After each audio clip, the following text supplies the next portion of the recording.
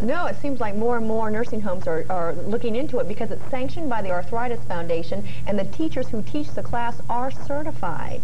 But by the year 2000, there will be 34 million Americans over the age of 65.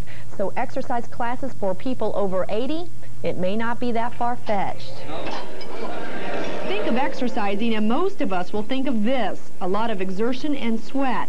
But 92-year-old Clara Keena is headed for her exercise class. Now we're going to do some shoulder exercises. Lift both shoulders up and down. It's called Joint Efforts, and it's specifically designed for nursing home patients, 5 days a week. A slow, relaxed pace, that they can go at their own pace with the exercise and not feel pressured to meet a deadline. The slow pace has had some surprising results. Clara had broken her shoulder. This class made her more limber. I could raise my arm all the way up to here now. So you've seen a big improvement. Oh, yes, indeed. And 87-year-old Dorothy Lovelace on the right suffered a stroke, but can now use her left hand. The hand that was affected by the stroke has improved, and she's only been doing it about a month, so I do see an improvement. And I'm used to doing everything myself.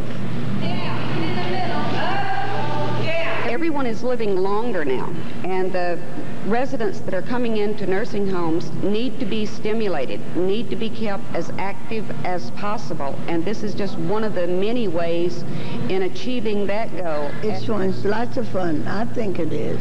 And there's lots of them in here who could come out and do it, but they do not want to. I wonder why. Because they're lazy. Now, all this is a long way from the Joint Efforts class, but doctors want to make the point that if you exercise, you won't wear out your joints. In fact, it will help by lubricating them. It's something to keep in mind now because exercise class may be with us longer than we think. Now, a lot of elderly find comfort in exercising in water. That's less stress on the joints. If you want to find out where the closest aqua exercise class or a joint efforts class is, you can call the Arthritis Foundation office.